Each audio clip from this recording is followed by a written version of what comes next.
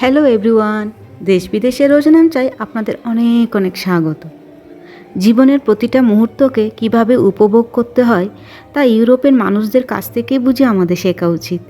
আমাদের দেশে আমরা যেমন 50 পেরিয়ে গেলেই নিজেদের বুড়ো ভাবতে শুরু করে দিই, হাঁটুর ব্যথায় বাতের ব্যথায় কাবু হতে হতে আমরা একসময় ভাবা শুরু করে দিই এবার চলে যেতে পারলেই বুঝি বাঁচি।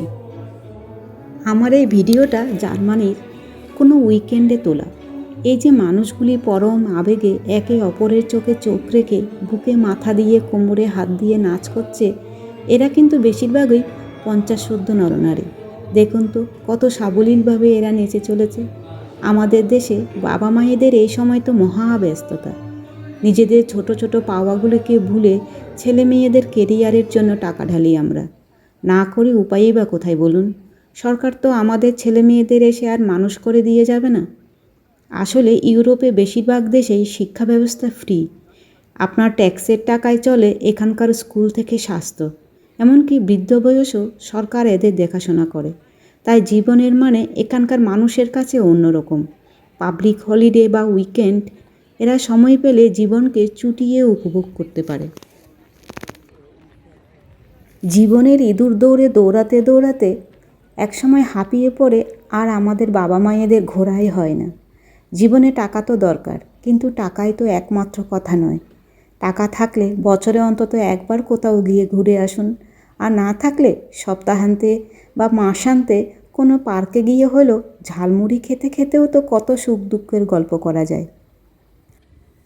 আমরা মেয়েরা বড়দের অভিযোগ করি, বিয়ের আগে তুমি তো কত ঘোরাতে নিয়ে যেতে, জন্মদিনে ফুল দিতে, ফুচকা খাওয়াতে, কই এখন তো নিয়ে যাও না। এই অভিযোগে কত সংসার ভাঙে, মন ভাঙে। বলবেন এদেশেও তো ডিভোর্স হয়। হ্যাঁ হয়, তবে ভুলে যাবেন না আমাদের দেশেও কিন্তু ইদানিং এর পরিমাণ বেড়েছে। মেয়েরা বা ছেলেরা এখন কত সহজে মুভ অন করছে। তাই বলি ঘুরুন, মনের কথা খোলাখুলি বলুন। ভালোবাসেন সেই কথাটা বুঝে নিতে হয়, না বলে বলুন, মুখ খুলেই বলে ফেলুন।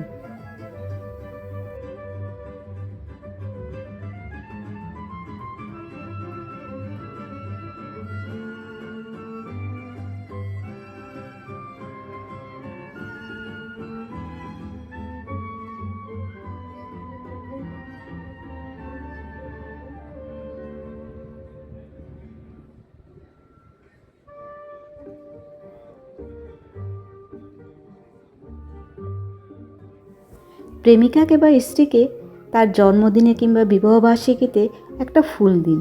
পারলে কাছাকাছি কোথাও গিয়ে ঘুরেই আসুন না। জীবনের চাকা ঘুরতে ঘুরতে কখন যে তার গতি স্লথ হবে বা থেমে যাবে কেউ জানে না।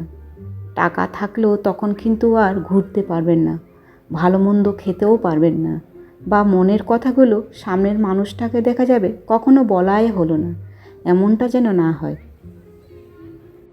আশা করি আজকের ব্লগটা আপনাদের ভালো লেগেছে।